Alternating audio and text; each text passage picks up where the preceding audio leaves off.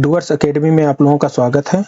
इस वीडियो में हम घटना चक्र के लेखपाल के लिए जो प्रैक्टिस सेट आई है मार्केट में, उसके 10 टेस्ट से जितने भी पॉलिटी के क्वेश्चन पूछे गए हैं उनको इसी एक ही वीडियो में डिस्कस करेंगे। ऐसे ही सब्जेक्ट वाइज वीडियो बनाने से रिवीजन करने में काफ़ी हेल्पफुल रहेगा और ऐसे सभी क्वेश्चन को सब्जेक्ट वाइज बनाकर डिस्कस की जाएगी। आप लोग चैनल को सब्सक्राइब कर लीजिए। तो फिर शुरू करते हैं। पहला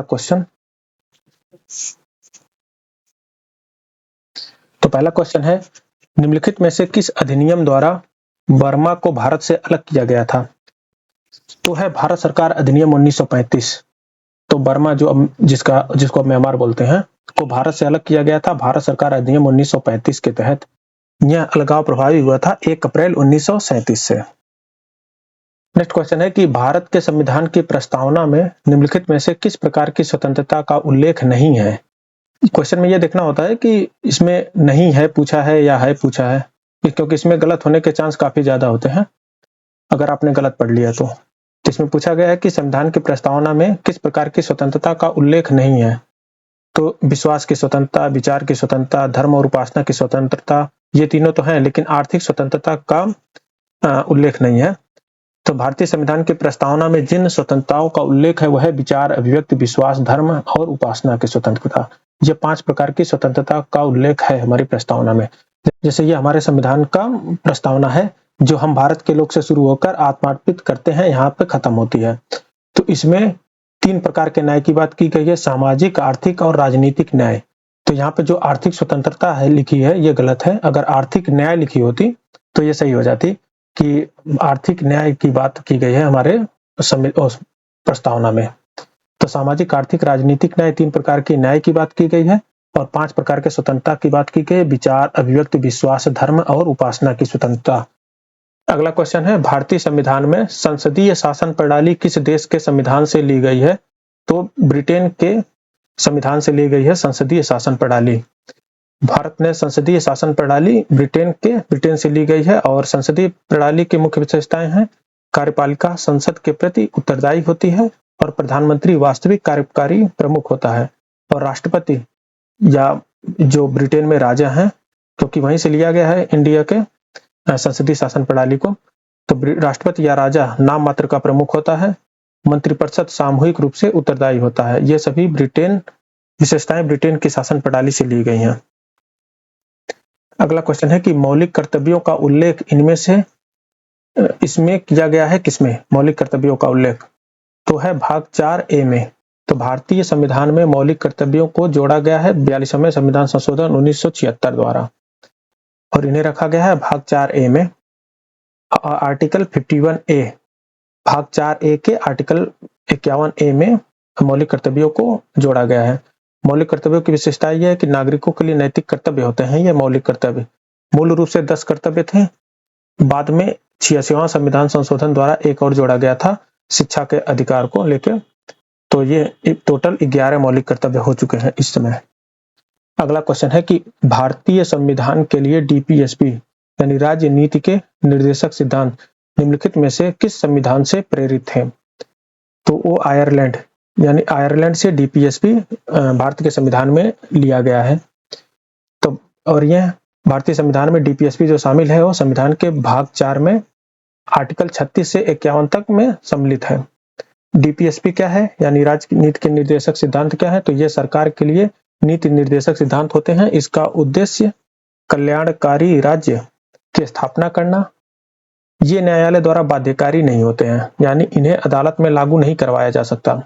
जैसे हमारा जो मूल अधिकार होता है वो न्यायालय द्वारा बाध्यकारी होता है। अगर किसी के मूल अधिकार का हनन होता है तो उसको लागू कराने के लिए वो डायरेक्ट कोर्ट में जा सकता है, लेकिन अगर डीपीएसपी इसके बेसिस पे कोई कोर्ट में नहीं जा सकता कि इसको लागू किया जाए। और जो यूएसए से हमारे संविधान में मौलिक अधिकार फंडामेंटल राइट्स ली गई है और जो फ्रांस है यहाँ से स्वतंत्रता, समानता, बंधुत्व के विचार लिए गए हैं हमारे संविधान में। अगला क्वेश्चन है कि विश्वविद्यालय अनुदान आयोग का गठन किसकी सिफारिश पर किया गया? तो वो डॉक्टर सर्वपल्ली राधाकृष्णन आयोग की सिफारिश पर विश्वविद्यालय अनुदान आयोग का गठन किया गया। इस आयोग को विश्वविद्यालय शिक्षा आयोग भी कहा जाता है और ये 1956 में यूजीसी एक्ट आया था, इसी को विश्वविद्यालय अनुदान आयोग। तो विश्वविद्यालय को अनुदान देना इसके कार्य थे। मतलब विश्वविद्यालय अनुदान आयोग का कार्य है कि विश्वविद्यालयों को अनुदान देना, उच्च शिक्षा की गुणवत्ता बनाए रखना, विश्वविद्यालय का समन्वय करना। अगला क्वेश्चन है कि भारत में संघ लोक सेवा आयोग का गठन भारत के संविधान में किस अनुच्छेद के अंतर्गत किया गया है? तो संघ लोक सेवा आयोग यानी यूपीएससी का प्रावधान किया गया है भारतीय संविधान के आर्टिकल 315 में। तो आर्टिकल 315 के अनुसार संघ और राज्यों के लिए लोक सेवा आयोग की स्थापना की जाती है और बाकी जो आर्टिकल हैं जैसे आर्टिकल 316 यह सदस्यों की नियुक्ति और कार्यकाल से संबंधित है और आर्टिकल 317 ये सब यूपीएससी से जुड़े ही सारे आर्टिकल हैं ये। तो यूपीएससी के सदस्यों को हटाने की प्रक्रिया जो है आर्टिकल 317 में उल्लेखित है और आर्टिकल 320 है उनके कार्य और कर्तव्य से संबंधित है। अगला क्वेश्चन है कि निम्न में से कौन संसद सदस्यों की अयोग्यता के संबंध में निर्णय लेता है? तो है भारत का राष्ट्रपति। यानी संसद यानी लोकसभा या राज्यसभा के सदस्य की अयोग्यता के संबंध में निर्णय जो है भारत के राष्ट्रपति द्वारा ली जाती है और यह निर्णय आर्टिकल 103 में इसका वर्णन है। और राष्ट्रपति सीधे निर्णय नहीं लेते हैं बल्कि निर्वाचन आयोग से सलाह लेते हैं। इनकी सलाह पे फिर राष्ट्रपति जो है निर्णय लेते हैं किसी संसद सदस्य की अयोग्यता के संबंध में। जैसे एमपी को डिस्क्वालिफिकेशन जो है वो प्रेसिडेंट करता है, मतलब सांसद का डिस्क्वालिफिकेशन ये प्रेसिडेंट करता है आर्टिकल 103 के तहत। और एमएलए का यानी विधायक वगैरह का इनको डिस्क्वालिफिकेशन करता है गवर्नर इनको अयोग्य घोषित करता है आर्टिकल 192 के तहत। और बाकी जो है सर्वोच्च न्यायालय सीधे निर्णय नहीं देता, हालांकि न्यायिक समीक्षा कर सकता है। इसमें कोई सीधे निर्णय नहीं देता, सुप्रीम कोर्ट न्यायिक समीक्षा बस कर सकता है उसका। और लोकसभा अध्यक्ष जो है यह दल बदल एंटी डिफेक्शन लॉ के मामलों में निर्णय लेते हैं, सामान्य अयोग्यता में नहीं। और जो निर्वाचन आयोग है यह केवल सलाह देता है, अंतिम निर्णय राष्ट्रपति का ही होता है। अगला क्वेश्चन है कि भारत के प्रथम गृह मंत्री इनमें से कौन थे? तो सरदार वल्लभ भाई पटेल थे। तो भारत के प्रथम गृह मंत्री सरदार वल्लभ भाई पटेल थे। इनका कार्यकाल था 1947 से 1950 तक और इनके महत्वपूर्ण योगदान ये थे कि इन्होंने देशी रियासतों का एकीकरण किया था, क्योंकि उसमें लगभग 562 रियासत थे भारत में, उन सबको भारत में मिलाया था। और इन्हें सरदार वल्लभ भाई पटेल को लौह पुरुष भी कहा जाता है। अगला क्वेश्चन है कि बंदी प्रत्यक्षीकरण भारतीय संविधान के किस भाग से संबंधित है? तो बंदी प्रत्यक्षीकरण भारतीय संविधान के मौलिक अधिकार से संबंधित है। मौलिक अधिकार में जो आर्टिकल 32 है ये सुप्रीम कोर्ट को कुछ रिट जारी करने का अधिकार देता है। जैसे किसी का अगर फंडामेंटल राइट्स, इसके मौलिक अधिकार किसी का हनन हो रहा है तो डायरेक्ट सुप्रीम कोर्ट में जा सकता है। फिर उनको सुप्रीम कोर्ट उनके अधिकार को बचाने के लिए सुप्रीम कोर्ट फिर रिट जारी करता है। तो उसी में से एक रिट है बंदी प्रत्यक्षीकरण, हाइबियस कॉर्पस जिसको बोलते हैं। इसका अर्थ है शरीर को प्रस्तुत करो। इसका उद्देश्य है किसी व्यक्ति को अगर अवैध रूप से हिरासत में किया गया है तो उनको मुक्त कराना। अगला क्वेश्चन है कि प्रतिवर्ष भारत में राष्ट्रीय पंचायती राज दिवस किस दिन को मनाया जाता है? यह दिन संविधान जो 73वां संविधान संशोधन अधिनियम है 1992 के जारी होने का प्रतीक है। तो है 24 अप्रैल, क्योंकि 24 अप्रैल को ही 73वां संविधान संशोधन अधिनियम 1992 लागू किया गया था, 24 अप्रैल 1993 को। इसलिए 24 अप्रैल को राष्ट्रीय पंचायती राज दिवस मनाया जाता है। अगला क्वेश्चन है कि राष्ट्रपति पर महाभियोग चलाने की प्रक्रिया का वर्णन किस अनुच्छेद में किया गया है? तो है आर्टिकल 61 यानी आर्टिकल 61 में राष्ट्रपति पर महाभियोग चलाने की प्रक्रिया का वर्णन है। तो महाभियोग क्या है? यह एक प्रक्रिया है जिसके द्वारा राष्ट्रपति को पद से हटाया जा सकता है यदि वह संविधान का उल्लंघन करता है। तो राष्ट्रपति को हटाने का जो आधार है वह संविधान का उल्लंघन करना। और महाभियोग की प्रक्रिया में जो प्रस्ताव होता है वो संसद के किसी भी सदन में लाया जा सकता है और कम से कम 14 दिन पहले नोटिस दिया जाता है और विशेष बहुमत से प्रस्ताव पारित होना चाहिए और दूसरे सदन द्वारा जांच और अनुमोदन किया जाता है। और जो इसमें आर्टिकल 58 है वो है राष्ट्रपति बनने की योग्यता से संबंधित है और आर्टिकल 72 राष्ट्रपति की क्षमादान शक्ति से संबंधित है। अगला क्वेश्चन है कि भारतीय संविधान में किस प्रकार की शासन प्रणाली को अपनाया गया है? तो है संसदीय शासन प्रणाली। तो भारत ने अपनाई है संसदीय शासन प्रणाली यानी पार्लियामेंट्री सिस्टम। इसमें संसदीय शासन प्रणाली में क्या होता है कि कार्यपालिका विधायिका के प्रति उत्तरदायी होती है। और जो अमेरिका में है वहां पे अध्यक्षीय शासन प्रणाली है, भारत में या नहीं है। भारत में पार्लियामेंट्री सिस्टम है, संसदीय शासन प्रणाली। अगला क्वेश्चन है कि भारत का एक राज्य जहां सामान्य सिविल कोड का प्रावधान है वह है गोवा। क्वेश्चन के हिसाब से गोवा है, लेकिन वर्तमान में उत्तराखंड में भी यूनिफॉर्म सिविल कोड लागू कर दी गई है। और अभी लेटेस्ट में, अभी कुछ दिन पहले की बात है, तो गुजरात में भी इसको यूनिफॉर्म सिविल कोड को लागू किया गया है। यूनिफॉर्म सिविल कोड जो है आर्टिकल 44 में इसका उल्लेख है। आर्टिकल 44 ये डीपीएसपी में है। 36 से 51 होता है ना, आर्टिकल 36 से 51 तक डीपीएसपी में प्रावधान है। उसी में आर्टिकल 44 जो है ये यूनिफॉर्म सिविल कोड का उल्लेख है। अगला क्वेश्चन है कि मौलिक अधिकारों को लागू करने के लिए संविधान ने किसे विशेष उत्तरदायित्व सौंपा है? तो है सुप्रीम कोर्ट। मौलिक अधिकारों को लागू कराने की जिम्मेदारी सुप्रीम कोर्ट की है। तो आर्टिकल 32 में इसका उल्लेख है। और इसी आर्टिकल 32 को संविधान की आत्मा डॉक्टर भीमराव अम्बेडकर द्वारा कहा गया था। आर्टिकल 32 के तहत अगर किसी नागरिक का मौलिक अधिकार का हनन हो रहा है तो वो सीधे सुप्रीम कोर्ट जा सकता है। और हाई कोर्ट में किसी नागरिक के मौलिक अधिकार का अगर हनन हो रहा है तो हाई कोर्ट में अगर जाना चाहता है तो आर्टिकल 226 के तहत जाएगा। आर्टिकल 32 और आर्टिकल 226 ये दोनों मौलिक अधिकार के हनन से संबंधित है। अगला क्वेश्चन है कि बलवंत राय मेहता समिति की नियुक्ति किस वर्ष की गई थी? तो बलवंत राय मेहता समिति का गठन किया गया था 1957 में। और बलवंत राय मेहता समिति जो थे, इन्होंने पंचायती राज प्रणाली की 3 स्तरीय व्यवस्था की सिफारिश की थी। जैसे इसमें पहला ग्राम पंचायत, फिर पंचायत समिति और जिला परिषद, इन 3 स्तरीय पंचायती राज प्रणाली की स्थापना का सिफारिश किए थे। और पंचायती राज प्रणाली पहली बार लागू हुआ था 2 अक्टूबर 1959 को राजस्थान नागौर में। त्रिस्तरीय पंचायती राज व्यवस्था का विचार किसने रखा था? तो यह बलवंत राय मेहता कमेटी 1957 में। इसको लोकतांत्रिक विकेंद्रीकरण भी कहा जाता है, त्रिस्तरीय पंचायती राज व्यवस्था को। और जो अशोक मेहता कमेटी है 1978 में इनका गठन किया गया था। ये भी पंचायती राज व्यवस्था से संबंधित है, लेकिन इन्होंने 2 स्तरीय प्रणाली की सिफारिश की थी। अगला क्वेश्चन है कि उपराष्ट्रपति को अपना कार्यकाल समाप्त होने से पूर्व अपने पद से हटाने का अधिकार निम्नलिखित में से किसके पास है? यानी उपराष्ट्रपति को हटाने का से संबंधित क्वेश्चन है। तो उपराष्ट्रपति को हटाने की प्रक्रिया राज्यसभा द्वारा प्रारंभ की जाती है। और इसका उल्लेख है आर्टिकल 67B में।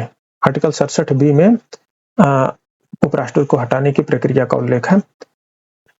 तो प्रस्ताव राज्यसभा में लाया जाता है और राज्यसभा इसे बहुमत से पारित करती है। इसके बाद लोकसभा इसकी सहमति देती है, तभी उपराष्ट्रपति पद से हटाया जाता है। अगला क्वेश्चन है कि प्रेस की स्वतंत्रता को भारतीय संविधान के किस अनुच्छेद में निहित माना गया है? तो प्रेस की स्वतंत्रता जो है आर्टिकल 19(1) में क्लॉज क में इसका उल्लेख है, प्रेस की स्वतंत्रता। तो भारतीय संविधान में प्रेस की स्वतंत्रता का अलग से स्पष्ट उल्लेख नहीं है, लेकिन इसे शामिल माना गया है आर्टिकल 19(1) क में के अंतर्गत यह है, क्योंकि इसमें जो है वाक एवं अभिव्यक्ति की स्वतंत्रता की बात की गई है। तो freedom of speech and expression, तो इसमें जो बोलने की आजादी है उसी को प्रेस की स्वतंत्रता से संबंधित माना गया है। अगला क्वेश्चन है कि 73वां संवैधानिक संशोधन निम्नलिखित में से किससे संबंधित था? तो 73वां संवैधानिक संशोधन जो 1992 में ये एक्ट आया था और लागू हुआ था 24 अप्रैल 1993 से। यह भारत में पंचायती राज प्रणाली से को मतलब संवैधानिक दर्जा दिया था। 73वां संविधान संशोधन ये पंचायती राज संस्थाओं से संबंधित है और ये नगर पालिका संस्थान है ये 74वां संविधान संशोधन से संबंधित है। और 8वीं अनुसूची में तो भाषाओं का उल्लेख है। तो जो 73वां संवैधानिक संशोधन था इसमें कुछ मुख्य विशेषताएं हैं, जैसे इसके तहत भाग 9 संविधान में भाग 9 जोड़ा गया और इस भाग 9 में आर्टिकल 243 से 243 वो जोड़ा गया। 243 से 243 वो ये पंचायती राज प्रणाली से संबंधित है। और उसमें 3 स्तरीय पंचायती राज व्यवस्था का प्रावधान किया गया है, जिसमें ग्राम पंचायत जो है ग्राम स्तर पर और जिला पंचायत समिति ब्लॉक स्तर पर और जिला परिषद जिला स्तर पर इसमें इसका प्रावधान किया गया। और आरक्षण व्यवस्था SC ST और महिलाओं, जिसमें कम से कम 33% के लिए आरक्षण की बात की गई इसमें पंचायतों में। तो कार्यकाल, प्रत्येक पंचायत का कार्यकाल 5 वर्ष निर्धारित किया गया। और राज्य निर्वाचन आयोग, जिसमें पंचायत चुनाव कराने के लिए इसका भी गठन का इसमें प्रावधान किया गया। और राज्य वित्त आयोग, पंचायतों को वित्तीय स्थिति सुधारने के लिए राज्य वित्त आयोग की भी इसमें बात कही गई है।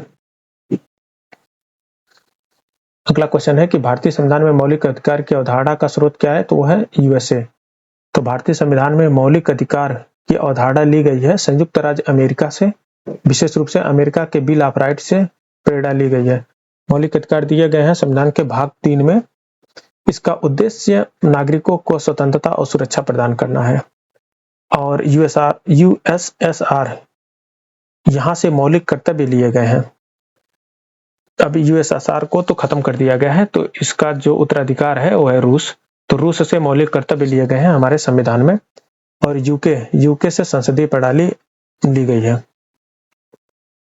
अगला क्वेश्चन है कि 74वें संविधान संशोधन अधिनियम के अनुच्छेद 243 ZD के तहत किस समिति के गठन का प्रावधान किया गया है? तो जो 74वां संविधान संशोधन अधिनियम 1992 है वो शहरी स्थानीय निकायों से संबंधित है। और इसमें आर्टिकल 243 ZD, इसमें जिला योजना समिति के गठन का प्रावधान किया गया है। और राज्य वित्त आयोग जो है आर्टिकल 243 I में इसका उल्लेख है। जैसे आर्टिकल 243 से आर्टिकल 243 O तक पंचायत से संबंधित है। फिर 243 P से आर्टिकल 243 P से आर्टिकल 243 ZG, ये यहाँ तक ZG तक ये नगर पालिकाओं से संबंधित है। अगला क्वेश्चन है किस याचिका के अंतर्गत न्यायालय, अधर न्यायालय या किसी अन्य प्राधिकरण के समक्ष लंबित किसी मामले को उच्चतर प्राधिकारी या न्यायालय में स्थानांतरित करने का आदेश देता है? तो है उत्प्रेषण। उत्प्रेषण एक प्रकार का रिट है। इसके अंतर्गत उच्च न्यायालय या सर्वोच्च न्यायालय निचली अदालत या प्राधिकरण से मामला अपने पास मंगवा सकता है या इसे उच्चतर न्यायालय में स्थानांतरित कर सकता है। और इसमें जो परमादेश है ये भी एक प्रकार का रिट है। ये किसी अधिकारी को कर्तव्य पालन का आदेश देना, ये परमादेश में आता है। अधिकार परीक्षा या किसी पद पर अधिकारी की जांच करने के लिए, अधिकार की जांच करने के लिए ये जारी किया जाता है। और निषेध जो है या निचली अदालत को कार्रवाई रोकने का आदेश दिया जाता है। तो जो रिट है ये अभी हम लोगों ने देखा था कि रिट जो है ये आर्टिकल 32 और आर्टिकल 226, इन दो आर्टिकल के तहत आर्टिकल 32 से सुप्रीम कोर्ट जारी करता है और आर्टिकल 226 से हाई कोर्ट जारी करता है मूल अधिकार के हनन के संदर्भ में। अगला क्वेश्चन है कि ग्राम सभा में निम्न में से कौन शामिल है? तो वे सभी व्यक्ति जिनके नाम गांव विशेष में पंचायत के लिए मतदाता सूची में दर्ज है, मतलब उनका नाम मतदाता सूची में दर्ज होनी चाहिए। तो ग्राम सभा में वे सभी लोग शामिल होते हैं जिनके नाम उस ग्राम की मतदाता सूची में दर्ज होते हैं। यह प्रावधान है आर्टिकल 243 B में।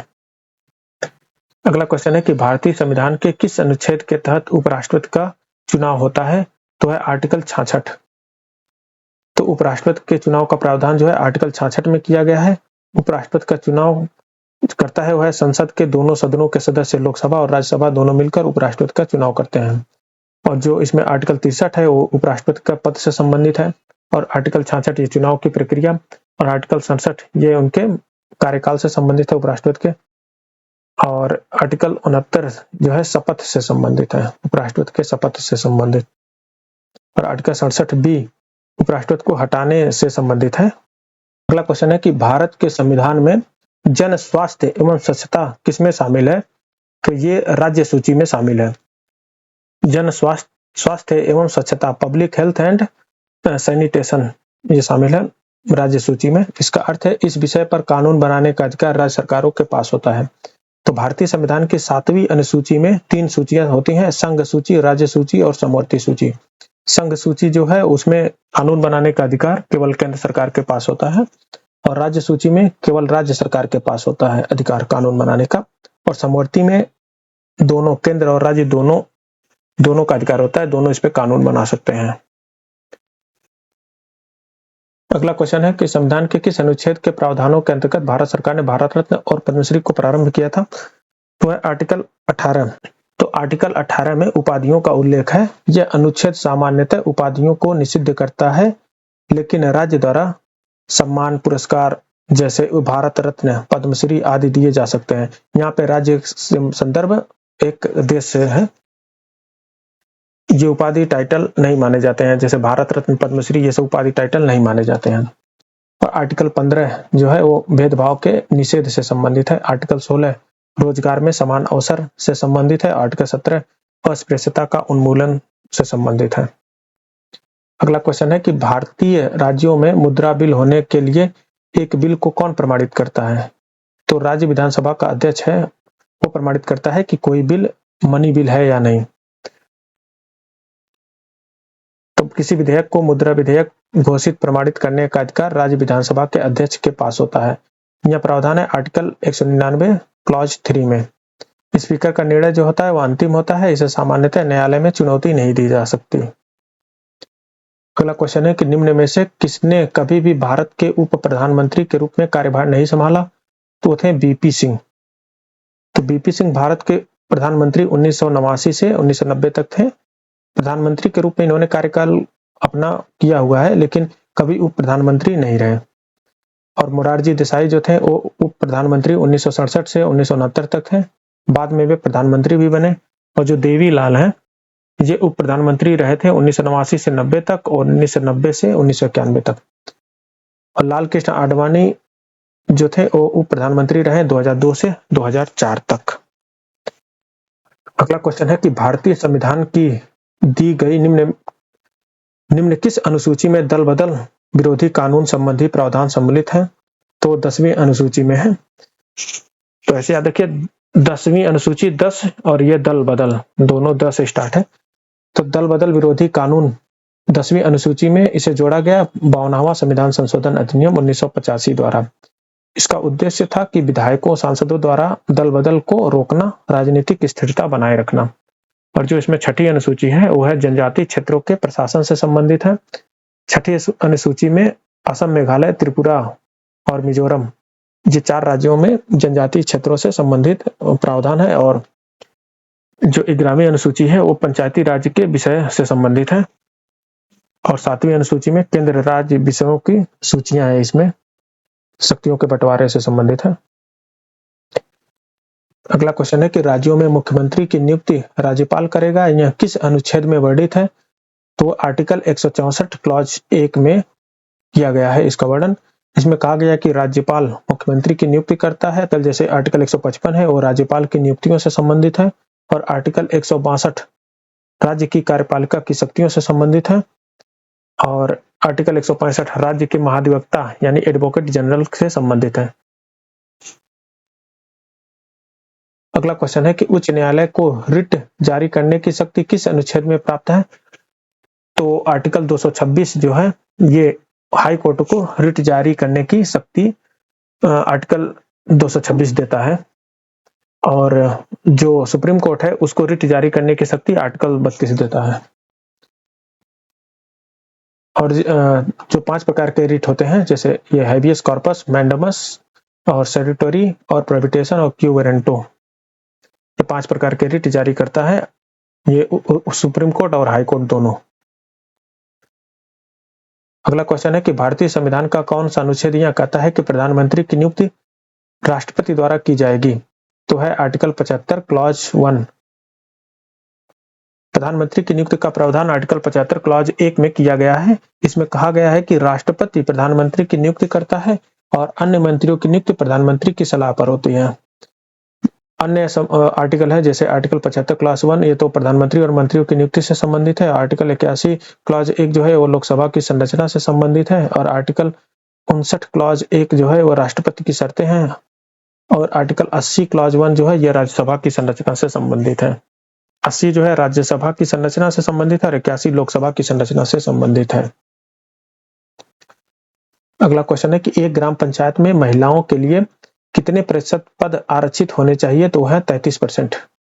ये 73वां संविधान संशोधन 1992 में ही ये मतलब उसमें ऐड किया गया था कि पंचायतों में महिलाओं के लिए कम से कम 1/3 यानी 33% सीटें आरक्षित होनी चाहिए।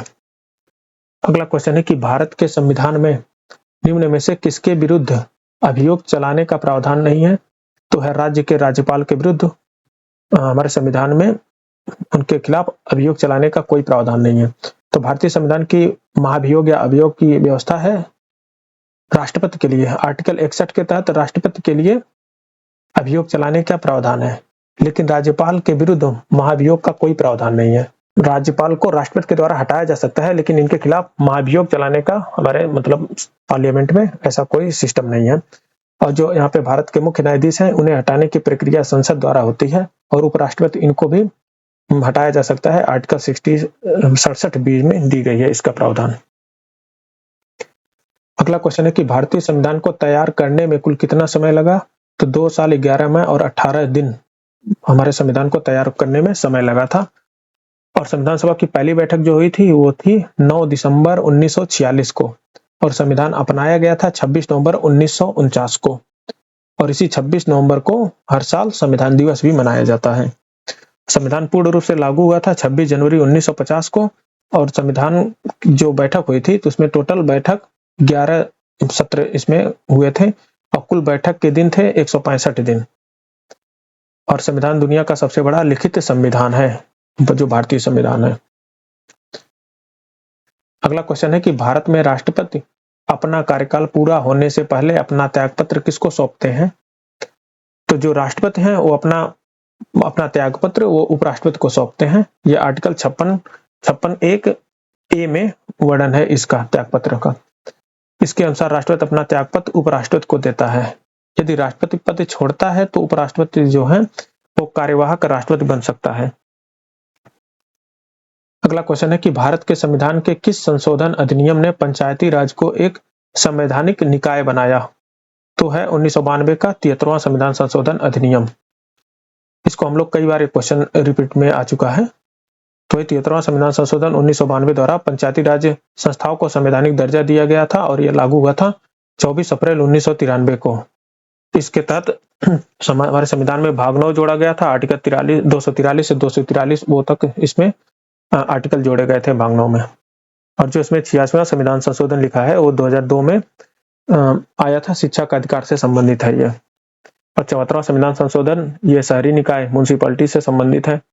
और जो 61वां संविधान संशोधन 1988 है ये मतदान की आयु को 21 से घटाकर 18 वर्ष किया गया था 61वां संविधान संशोधन के द्वारा। अगला क्वेश्चन है कि भारत के संविधान के किस आर्टिकल के अनुसार राष्ट्रपति के पास अध्यादेश जारी करने की शक्ति है? तो आर्टिकल 123 है, यानी आर्टिकल 1, 2, 3 से राष्ट्रपति के पास अध्यादेश जारी करने की शक्ति है। तो राष्ट्रपति की अध्यादेश जारी करने की शक्ति का प्रावधान आर्टिकल 123 में किया गया है। और अध्यादेश क्या होता है? जब संसद का सत्र नहीं चल रहा होता है तब राष्ट्रपति अध्यादेश जारी कर सकता है। यह अध्यादेश कानून के समान प्रभाव रखता है। अगला क्वेश्चन है कि शिक्षा के अधिकार को मौलिक अधिकार का दर्जा किस संविधान संशोधन द्वारा प्रदान किया गया है? तो है 86वें संविधान संशोधन 2002 के द्वारा शिक्षा का अधिकार को मौलिक अधिकार बनाया गया। इसके तहत जोड़ा गया था आर्टिकल 21(a) में शिक्षा के अधिकार को मौलिक अधिकार बनाया गया था। जैसे हमारा मौलिक अधिकार जो है आर्टिकल 12 से 35 तक है, इसी में आर्टिकल 21(a) जोड़ा गया था। इसमें है कि 6 से 14 वर्ष के बच्चों के लिए निःशुल्क और अनिवार्य शिक्षा का अधिकार की बात कही गई है। और जो 44वां संविधान संशोधन है ये 1978 में आया था और ये आपातकाल से जुड़े प्रावधान इसमें जोड़े गए थे। और 42वां संविधान संशोधन 1976 में ये आया था, इसमें मौलिक कर्तव्य जोड़े गए थे। मौलिक कर्तव्य हमारे संविधान में स्वर्ण सिंह समिति की सिफारिश पर जोड़े गए थे। मौलिक कर्तव्य टोटल 11 हैं। और जो 51वां संविधान संशोधन है 2003, इसके तहत दल बदल कानून को मजबूत किया गया था। अगला क्वेश्चन है कि भारतीय संविधान के किस अनुच्छेद के तहत मानव के दुर्व्यापार और बलात्श्रम को प्रतिबंधित किया गया है? वो है आर्टिकल 23। तो आर्टिकल 23 में प्रावधान है मानव तस्करी, बेगार, बलात्श्रम इन सभी को प्रतिबंधित किया गया था, यानी ह्यूमन ट्रैफिकिंग, बेगार और फोर्स लेबर, इन सबको प्रतिबंधित किया गया था। जो आर्टिकल 24 है, ये 14 वर्ष से कम आयु के बच्चों को खतरनाक उद्योगों में काम करने से रोकता है। और आर्टिकल 25 जो है वो धर्म की स्वतंत्रता की बात करता है। और आर्टिकल 28 जो है धार्मिक शिक्षा से संबंधित है। अगला क्वेश्चन है कि इनमें से कौन सा भारतीय संविधान की एक महत्वपूर्ण विशेषता नहीं है? तो यह एक लिखित संविधान है, ये तो सही है क्योंकि भारत का संविधान एक लिखित संविधान है। इसमें क्वेश्चन में पूछा गया कि महत्वपूर्ण विशेषता नहीं है, तो पहला तो नहीं हो सकता। यह अनुमेय है, इसे संशोधित किया जा सकता है, लेकिन अनम्य भी है, यानी इसकी मूल संरचना में संशोधन नहीं किया जा सकता। तो ये भी सही है क्योंकि मूल संरचना में संविधान के संशोधन नहीं किया जा सकता। यह केशवानंद भारती केस में सुप्रीम कोर्ट ने ये गाइडलाइन दिया हुआ है। यह एकात्मक है क्योंकि केंद्र में अधिक शक्ति है, लेकिन यह संघीय भी है क्योंकि शक्ति और केंद्र राज्य के बीच विभाजित है। ये भी सही है। और जो इसमें लिखा गया है चौथा, इसे राज्य के राज्यपाल, सांसदों और विधायकों के परामर्श से संशोधित किया जा सकता है, ये गलत है क्योंकि भारतीय संविधान में संशोधन की प्रक्रिया जो है आर्टिकल 368 के तहत होती है। इसमें संशोधन करता है संसद। कुछ मामलों में राज्यों की स्वीकृति भी आवश्यक होती है, लेकिन राज्यपाल को संविधान संशोधन का कोई अधिकार नहीं है।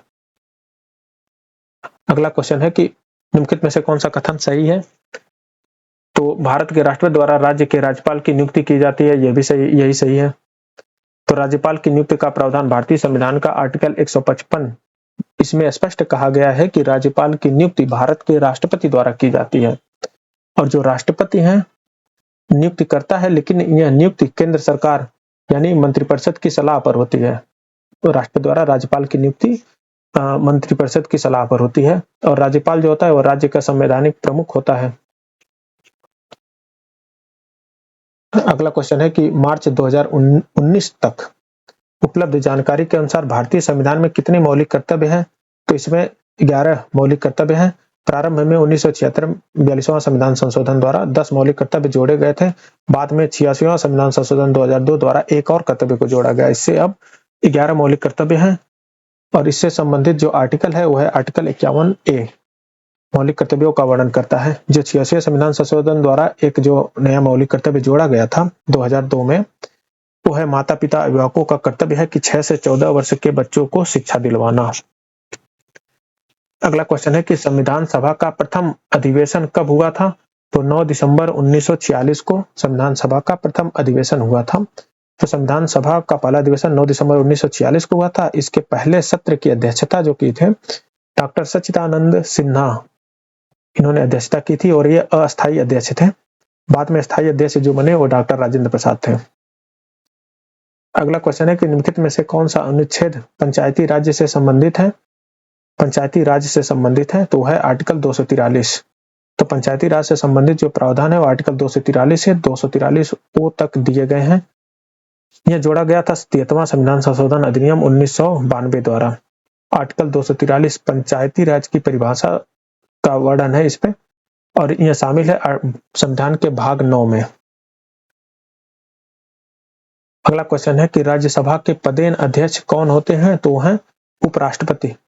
तो राज्यसभा के पदेन अध्यक्ष उपराष्ट्रपति होते हैं और यह प्रावधान है आर्टिकल 64 में। अगला क्वेश्चन है कि संविधान का 101वां संशोधन अधिनियम 2016 किससे संबंधित है? तो वो है जीएसटी से संबंधित है 101वां संविधान संशोधन अधिनियम। और जीएसटी लागू हुआ था 1 जुलाई 2017 को, तो इसलिए 1 जुलाई को जीएसटी दिवस भी मनाया जाता है। और बाकी जो पंचायती राज है ये 73वां संविधान संशोधन 1992 से संबंधित है।